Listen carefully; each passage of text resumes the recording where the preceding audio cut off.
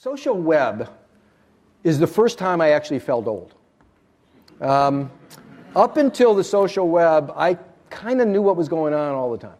I got Web 0.0. I even got Web 2.0 pretty easily.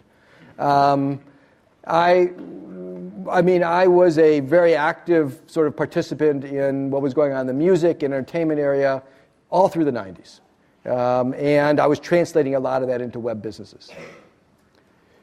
Social media perplexed me at first, and I'm making peace with it.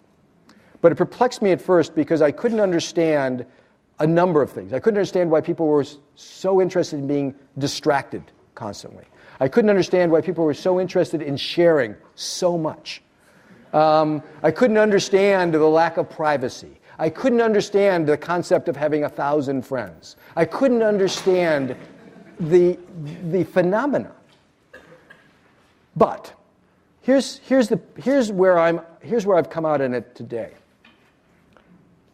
There very well may be a bubble brewing in the valuations of a lot of the companies that are seen as leaders in this area. But I don't believe social media is a bubble. I think we started off with a web that was largely communications-based. Email was driving the first web. I think we moved from that to a web that was largely driven by information, content. I think we then moved to a web that was largely driven by media.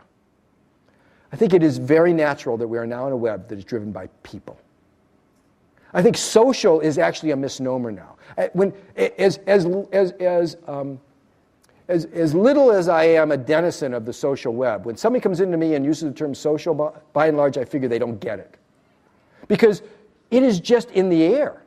It isn't something unique any longer. It needs to be built into almost every behavioral model for how people are going to interact with digital information, digital content, digital anything. And so I think it is that the adding people to the web, natural, obvious, continued. Now the question is, what happens after people? My feeling is that we're still very much overwhelmed on the web. And it only gets more overwhelming when I add people to the mix of everything else I said. We're going to have ways to navigate the web, find stuff, share stuff that takes a lot less of our attention. Attention is the scarce resource nowadays. Not information, not data, not people. Attention. And if we're going to continue to take advantage of what's going on with more and more and more delivered to us at our fingertips, wherever we are, anytime, day or night, in broadband, then we're going to have different tools for making sense of it. I think that's going to be the next really interesting part of the web, and I think we're going to see some very cool ideas, like what you see at a company like Cool Iris, which was designed around how do you visually navigate all of this.